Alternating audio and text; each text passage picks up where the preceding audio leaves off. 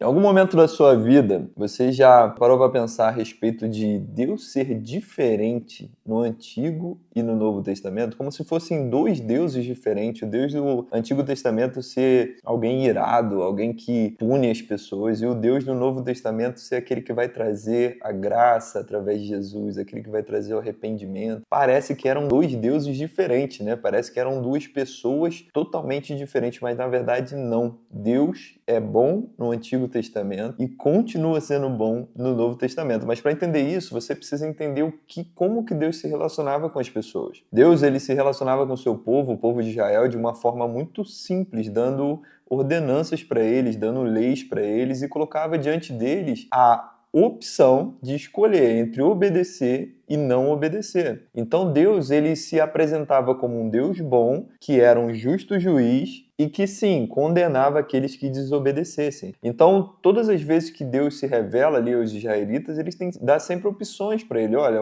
obedece. Os frutos da obediência são esses, os frutos da desobediência são esses. Então, obedece, porque é melhor para vocês. Eu quero me relacionar com vocês, eu quero que vocês sejam o meu povo. Eu quero que vocês cresçam, eu quero que vocês prosperem, frutifiquem, mas eu preciso que vocês me obedeçam. Eu preciso que vocês entendam a minha soberania e entendam que o que eu quero para vocês é o melhor.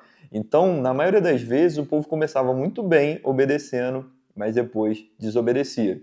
E aqui em 1 Reis 11, você vai ver a história do final de Salomão, né? Salomão, ele se provou como alguém que começou muito bem, buscou sabedoria de Deus, foi alguém que encantava as pessoas de todo mundo. A rainha de Sabá vai até Israel e glorifica a Deus por causa da sabedoria de Salomão, mas ele termina muito mal. E ele termina de uma forma que não foi a forma que Deus queria, em desobediência a Deus. E aqui você vê o amor de Deus até nos momentos de punição, digamos assim. Se você for ver aqui em 1 Reis 11, no versículo 33, o que está acontecendo aqui? Deus usa um profeta para falar com Jeroboão.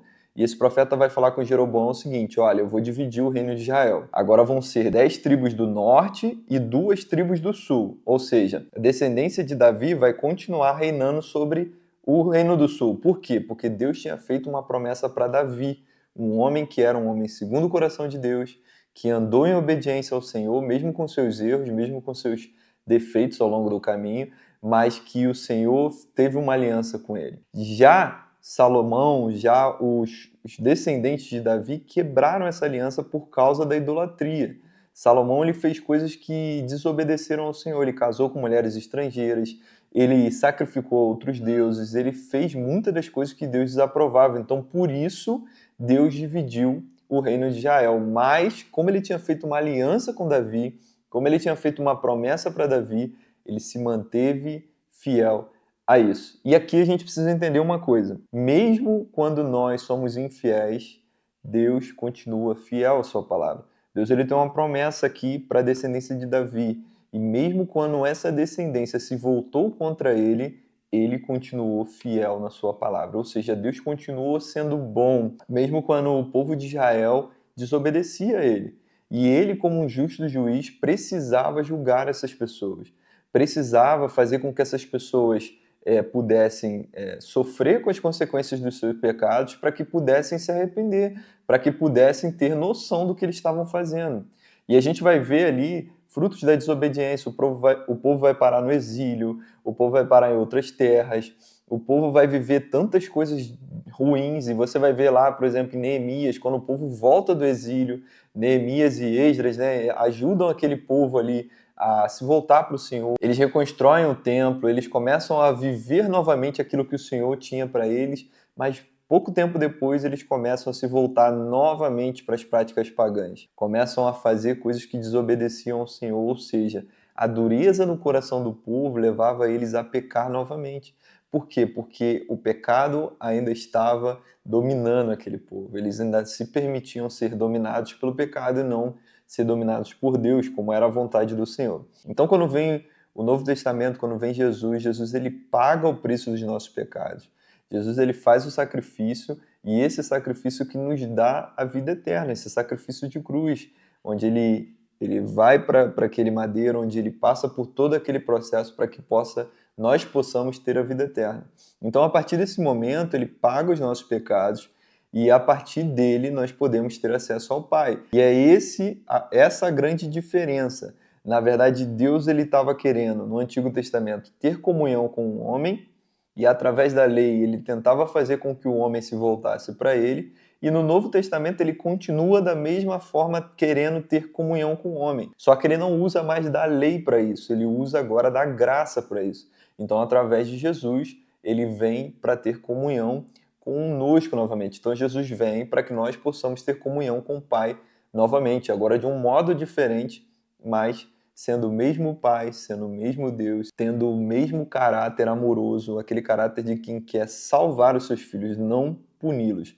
Mas o que a gente precisa entender é o seguinte: Deus é um justo juiz. Então, ele não vai contra a sua palavra, nunca. Ele nunca vai ir contra aquilo que ele mesmo decretou, contra aquilo que ele mesmo falou. Então, como um justo juiz, ele precisa executar as sentenças daquele pecado de desobediência.